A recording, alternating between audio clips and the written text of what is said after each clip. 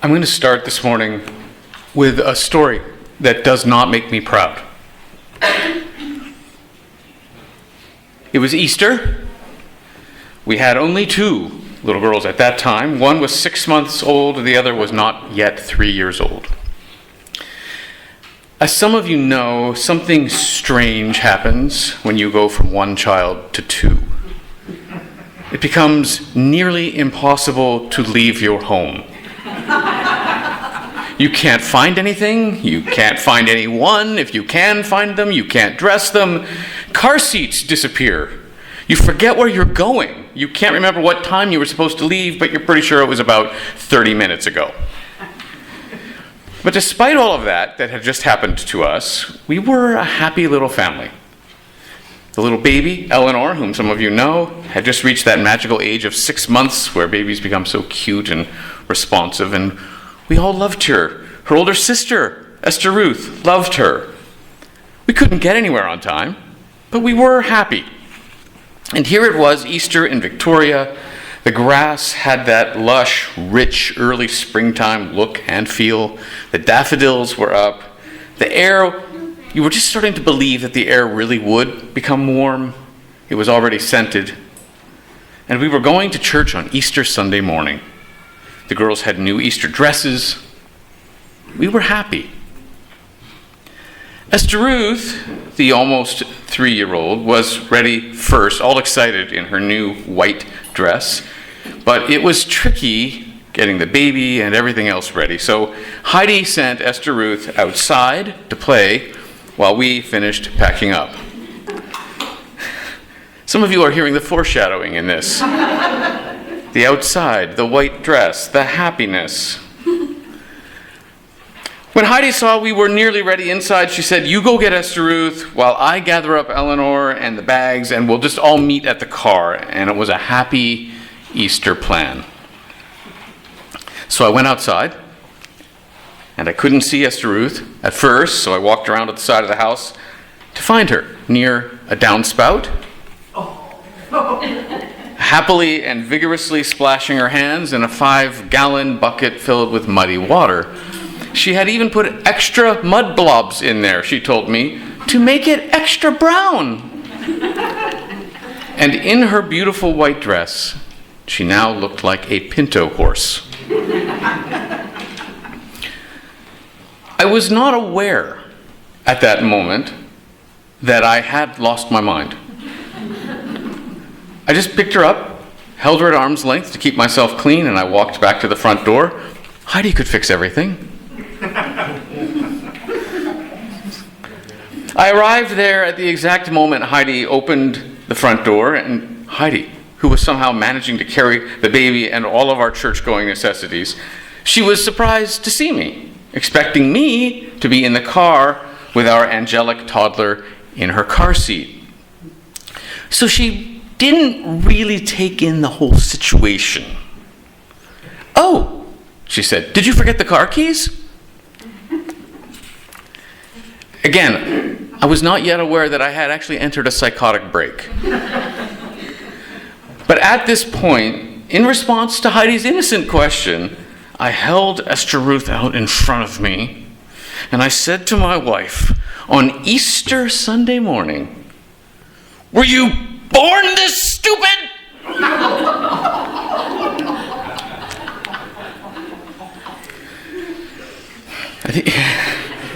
I think you can imagine how that took a little bit of the edge off our Easter joy.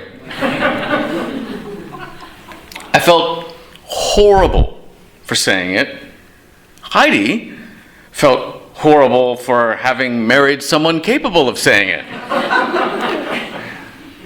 But this is so often our human pattern, isn't it? We have something wonderful, and we wreck it. You don't know what you've got till it's gone, the song says, but I don't think that's true. I think often we do know what we've got. We do know how wonderful it all is, and how beautiful it all is, and how fragile it all is, and we still wreck it. And then we begin the work of restoration, and that's our story. So there's a reason I told you that about myself, a reason besides the additional public service of helping you all feel better about yourselves, or perhaps helping you feel better about your spouses, or feeling better that you don't have a spouse, feeling grateful. And here's the reason I told you that story. For the past 3 sermons in this mini-series that we're in on law and covenant, I have been painting a picture. We've talked about all the good things the law did for the Israelites, protecting them from the anxiety-soaked ancient Near Eastern cultures that surrounded them, turning the Israelites into a nation, where in theory, everybody had freedom and everybody had the chance to flourish, not just those few at the top. And we have talked about how the law didn't just show up on its own, but in the context of God's covenant, which meant a relationship initiated by God for the benefit of the Israelites.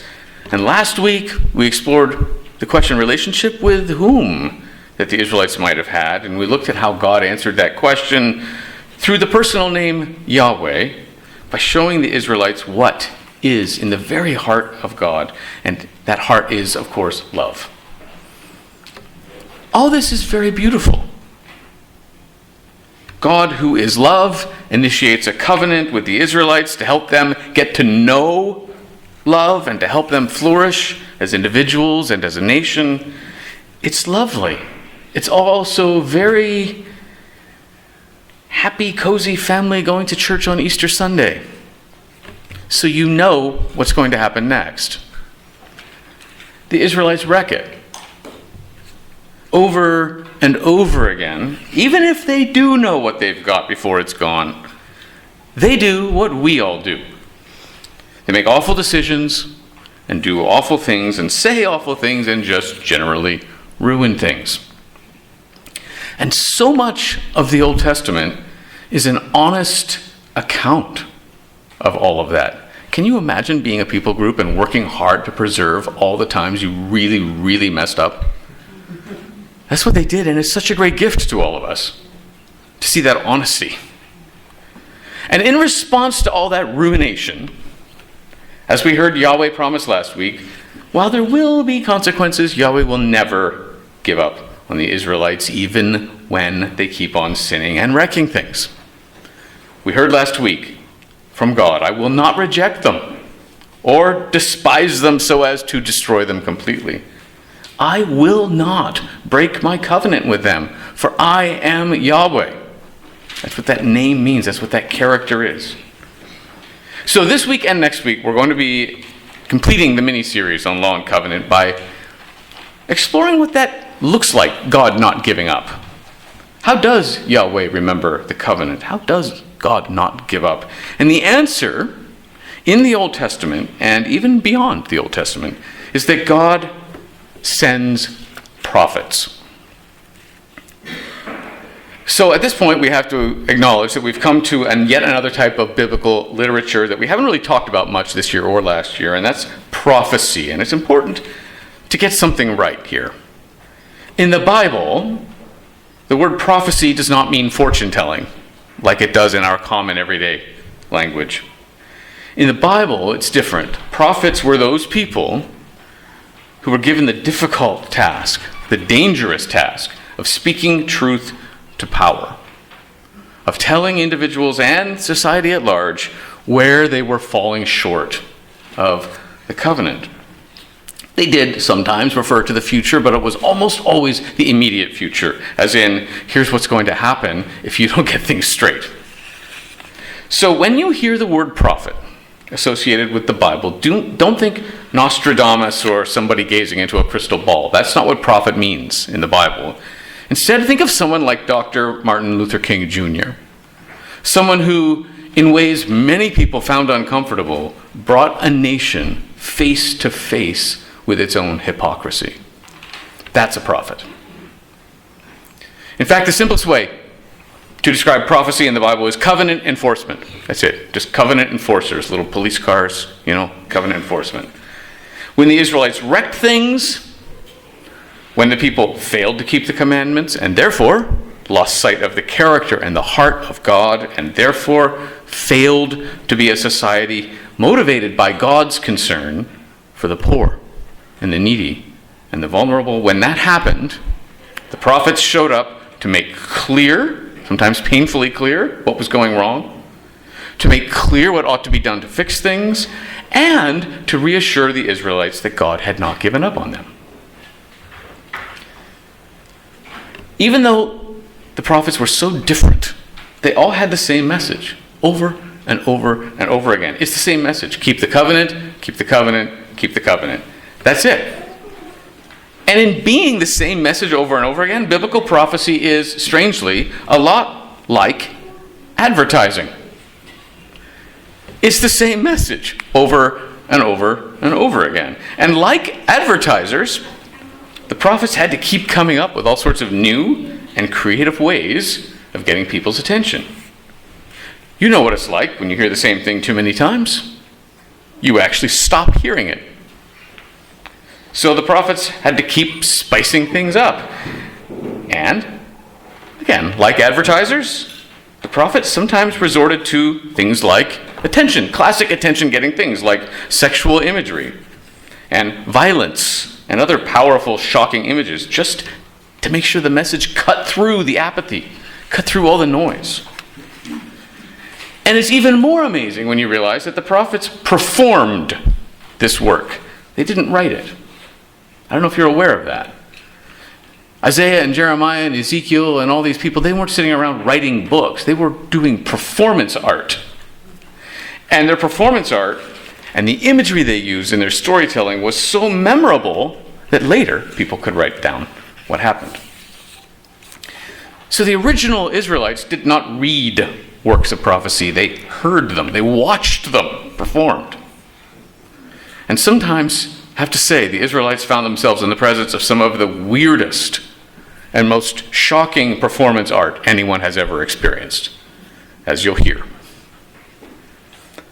Flannery O'Connor, a writer I've talked about before, once wrote that if you are an artist with a hostile audience, here's what she said, you have to make your vision apparent by shock. To the hard of hearing, you shout. And for the almost blind, you draw large, startling pictures. And that's exactly what the prophets had to do, because they had hostile audiences. Who wants to be told they're not keeping the covenant? Who wants to be told the way they're living their life is wrong? So the prophets had to resort to some pretty dramatic stuff, which is why if you open the Bible at random to a book of prophecy and just start reading without this background knowledge, it can be really shocking and unpleasant. Now, the prophets weren't always shocking and unpleasant, just mostly. But there were times when the prophets had to communicate to the Israelites the heart of God that was behind all of this, to remind the Israelites that Yahweh is a God who will never let them go, never give up. And in those moments, the prophets delivered loving, gentle, and caring messages of divine love, some of the most beautiful passages in the Bible. And as Kathy hinted, we're saving those for next week. And we're dwelling on the passages that, you get older, but it's hard to stop being a 12-year-old boy. It's really hard. And so we can dress it up as the work of the Lord up here, but I'm just having fun this morning. That's what's going to be coming, I'll be honest. We've got 2 Sundays left before Advent. This week, next week. Today we're going to look at the stern and the shocking and the just plain weird side of the prophets. Partly for the delight of it, but partly because it does teach us something important about God's passion. And next week, as we prepare for Advent and the Emmanuel, God with us, that's coming, then we're going to look at the more gentle and beautiful side. But there are 2 more questions we need to answer before we get into it. Who are these prophets? What books of the Bible are we talking about? And it's a lot. A lot of the Old Testament is works of prophecy. We're talking about Isaiah, Jeremiah, Ezekiel, sometimes Daniel. Nobody really knows how to categorize Daniel. And then the group that is sometimes just called the 12 in the Jewish tradition, because it all fit on one scroll, all these 12. Hosea, Joel, Amos, Obadiah, Jonah, Micah, Nahum, Habakkuk, Zephaniah, Haggai, Zechariah, Malachi. I always like those last 4. That's who we're talking about. Those are the books we're talking about. And the next question is, when did they do their work? And so for that, we're going to return to this fine graphic that we're going to have on the screen here, I think. Oh, yes. And yeah, that's right. This comes at no additional cost. So this is what I call the Israelite national happiness graph. It is not scientific. It was just a picture I needed so that I could picture how everything fit together in the story of Israel. You hear it in bits and dabs out of order, and I needed to put it all together. So there it is. So the first valley, the first really low point, is the slavery in Egypt. And the second valley is when everything fell apart and they lost their land and they were carried away and they didn't have a temple anymore or a functioning city and they were gone. All the Old Testament prophets I just listed did their work in the second valley, beginning with the breakup of the kingdom and then the descent leading down to the eventual destruction of both kingdoms. One kingdom to the Assyrians and the other to the Babylonians. And once both kingdoms were lost, it felt like this. Next one. They didn't know they were in a valley at that time. They just thought it was the end of the world. The end of their world. And at that moment, right there, the prophets worked very hard to remind the Israelites that in the name, in the character of Yahweh, there was hope. The prophet said, don't give up. It might feel like the end of the world, but it's never the end of Yahweh's relationship with you, which was astonishing news at this point. And then the next picture, sure enough, under the Persians, the next big empire, the Israelites were allowed to return to Jerusalem, and they were allowed to begin the long struggle of rebuilding.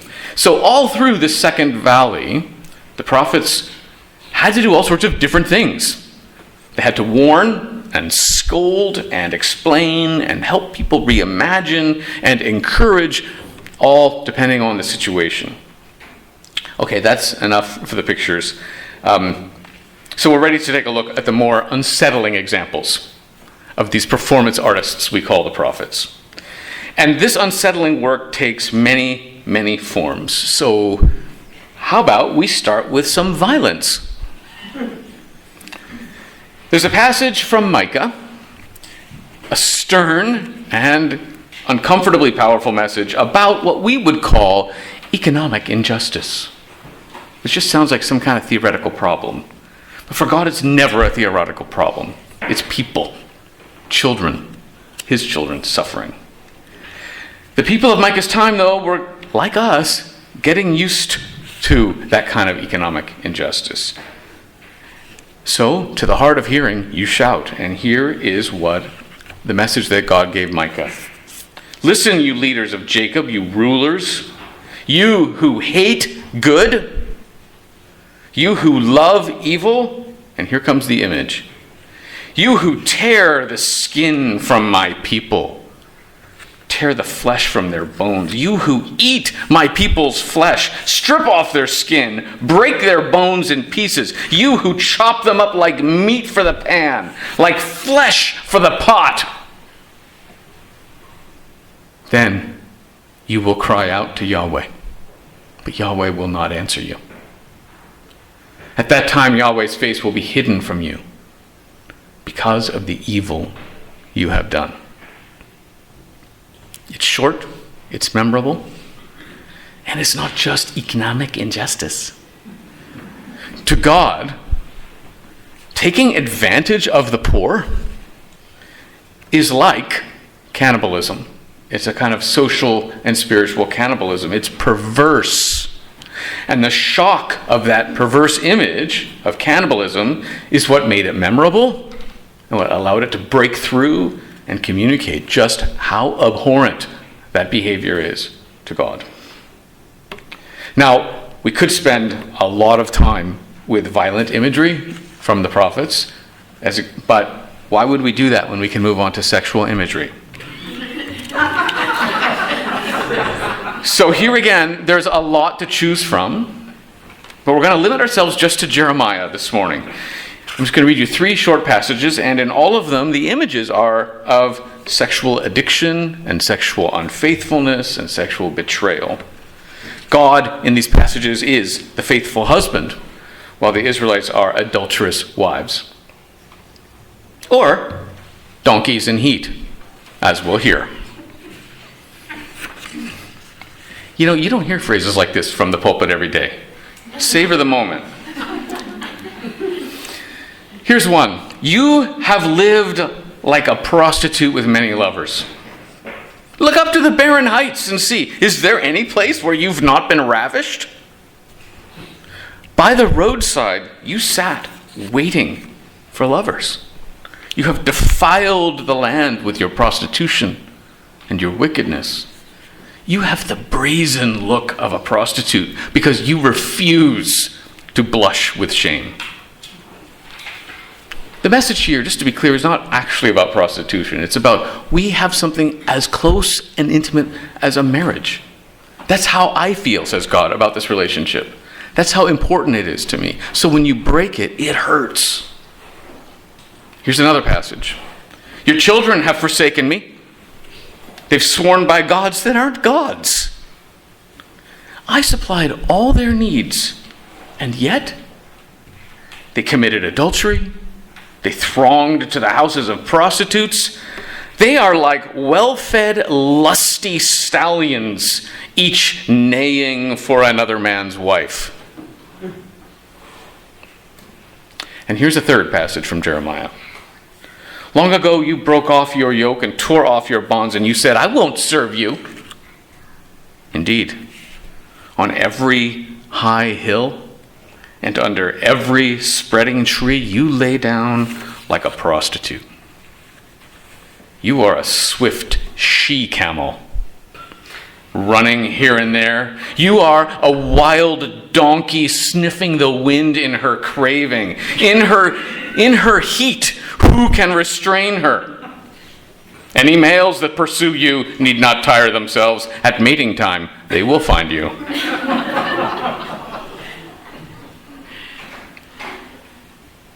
Sometimes we forget these prophets had families. One could almost imagine hearing Jeremiah's mother saying, Jerry, why can't you write something nice? You're supposed to say, this is the word of God. Oh, right. I would, Mom, but... Okay, we're going to have to move on, I'm afraid, from sexual imagery to really weird performance art. But our first example in this new category is also kind of sexual, so win-win. The prophet Hosea is instructed by God to marry an unfaithful woman, it says in our English translations. In Hebrew, it's more like a wife of harlotry. Thankfully, we don't really have an English word for that. This happy couple, they have 3 children. And they give the children these 3 names. God scatters, not loved, and not my people. All as pretty heavy-handed messages to the Israelites. But those poor kids. Everyone's calling their kids home for dinner. Not loved! Oh, it's me. And it seems to have affected those kids because when they grew up, they basically fired their mother, the wife of harlotry, and they sent her away. And as a result, she became enslaved in another household. And then God instructed Hosea to go find her, to buy her back, to buy her out of slavery and bring her back home.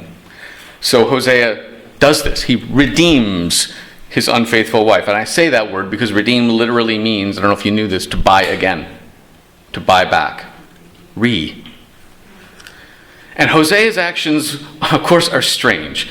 Marrying that woman, naming those kids, that is some of the, that's sustained years-long performance art. But it paints the picture of Yahweh's pursuit of the unfaithful Israelites, the people of harlotry, and Yahweh's desire to redeem them, always. Always choosing reconciliation over divorce. That is the imagery in the prophets. When it's between Yahweh and the people. Okay, now for some really weird performance art. This is from Ezekiel. God wanted Ezekiel to communicate to the Israelites that the situation they were in, the fight here, the battle between Jerusalem and the Babylonian Empire, it was very, very serious. It would result in the tragedy of an extended exile in Babylon, not just a short little moment, but a long exile. And it's all because they didn't keep the covenant. But God wasn't sure if the people would really absorb the message, if it were delivered normally. So God said to Ezekiel, and I'm just reading here, "Take a block of clay, put it in front of you, and draw the city of Jerusalem on it. Then lay siege to it. Set up siege works against it. Build a ramp up to it. Set up camps around it and battering rams. It will be under siege, and you shall besiege it. This will be a sign to the house of Israel." It's basically a really elaborate Playmobil scene. But it would not have been in the living room like our Playmobil scenes tend to be. It was public. It was a public display of make-believe destruction of Jerusalem. And it was most likely located in the front, the outside court, the front of Ezekiel's home, so it would be public. It would kind of be like that one neighbor who goes crazy every year with Christmas decorations. Although when we're done with Ezekiel, you'll be really glad for that neighbor, I think. I'm just making you feel better about all sorts of things in your life this morning. So the stage is set for Ezekiel, and here's what he is supposed to do. You ready for this? God tells him to lie down next to Jerusalem on his left side without moving much for 390 days. I said 390 days. One for each year that a certain people group had not been faithful to Yahweh. Then Ezekiel, this is the encore, is supposed to turn over and lie on his right side for another 40 days.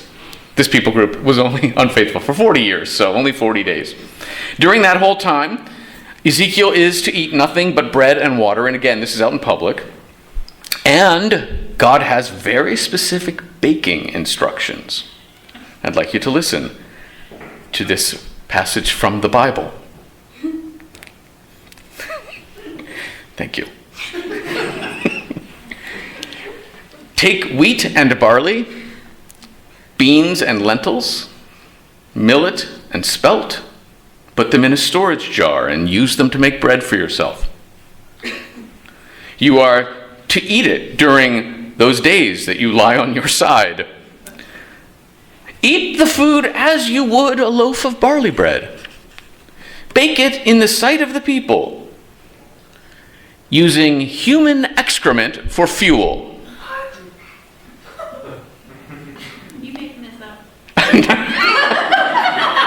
It's Ezekiel chapter 4. I am not making this up. You can check that later. Now, we will hear in just a second that Ezekiel has an objection to that recipe. But first, understand the intention here. The object lesson of that special cooking fuel is supposed to be that while they are in Babylon, it will be impossible for the Israelites to follow their food purity laws. God is basically saying through this performance art, buckle up, people. It's going to be gross. But Ezekiel objects. And he says to God, and again I'm just reading, "Then Ezekiel said, 'Not so, sovereign Yahweh.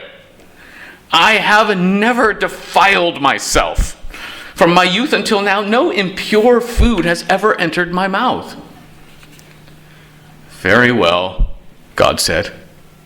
'Instead of human excrement, I'll let you bake your bread over cow dung.'" It's a win. Now again, this is weird, and it is shocking, and it is by design to get the attention of those people who have gone numb to the fact that they are breaking the covenant and that they're called to keep the covenant. When a people group goes numb, you have to shout. Then There's the time God tells Jeremiah to wear a linen belt around for a while without ever washing it. Something that might be something more like a loincloth or like underwear. Then Jeremiah is instructed to bury it near a river and leave it there for quite a while. Then he's instructed to dig it up. It's now completely degraded and useless, and he's supposed to carry it around, saying, "You're all like this!" Just plain weird. Why? To get the attention of the Israelites, to communicate that same message: keep the covenant, keep the covenant, keep the covenant. And we're just going to conclude with some examples of how some prophets upset the good old temple-going types. Those people who thought, I go to the temple, so I'm good, I've got it covered. And then just go on living lives of economic injustice. In the first one, Jeremiah goes to the temple. He sets himself up right at the front door. So everyone who's going into the temple has to go by Jeremiah. And he's shouting this: don't trust in deceptive words and say, this is the temple of the Lord, the temple of the Lord, the temple of the Lord. Instead, change your ways. Change your actions. Deal with each other justly. You must not oppress the foreigner. You must not oppress the orphan or the widow. You must not shed innocent blood in this place. You must not follow other gods to your own harm. But no, instead, you are just trusting deceptive words. This is the temple of the Lord. And those words are useless. And then we'll hear Amos and Isaiah really take a strip off the temple goers with some upsetting messages. Messages from God. Here's what Amos says. Here's a message from God for you people. God says, I hate your religious festivals. I despise them. I can't stand it when you get together. Sure, you bring me burnt offerings and grain offerings, but I won't accept them. Even though you bring choice fellowship offerings, I have no regard for them. Away with the noise of your songs. I will not listen to the music of your harps and bass guitars. Why is God so upset? Because God wants this. Let justice roll on like a river, and righteousness like a never-failing stream. Amos wouldn't have to bring this message if justice were rolling on like a river, if righteousness were a never-failing stream. By the way, that's a passage that Martin Luther King quotes in his I Have a Dream speech. And Isaiah, similar idea. God says, all of your sacrifices, what are they to me? I have more than enough burnt offerings. Rams, the fat of fattened animals. We call that barbecue, by the way. I have no pleasure in the blood of bulls and lambs and goats. God's like, what do you think this does for me? Nothing. When you come to appear before me, who's asked all this of you? All this trampling in my courts. Stop bringing me meaningless offerings. And then God says something quite shocking. When you spread out your hands in prayer, I will hide my eyes from you. Even if you offer many prayers, I won't listen. Take your evil deeds out of my sight. Stop doing wrong and learn to do what is right. And then we are told what is right. Seek justice. Encourage the oppressed. Defend the cause of the orphan. Plead the case of the widow. And in that society, these were the people who generally did not have any legal standing in court. They were very, very vulnerable. And there you have it. Angry, yes. Upsetting, yes. Weird, violent, even same strange sexual images to get our attention. But why?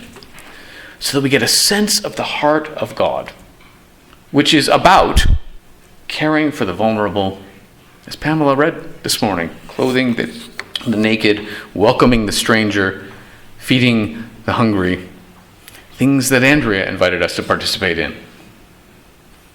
Through the law and the covenant, the Israelites had been given a beautiful and precious gift.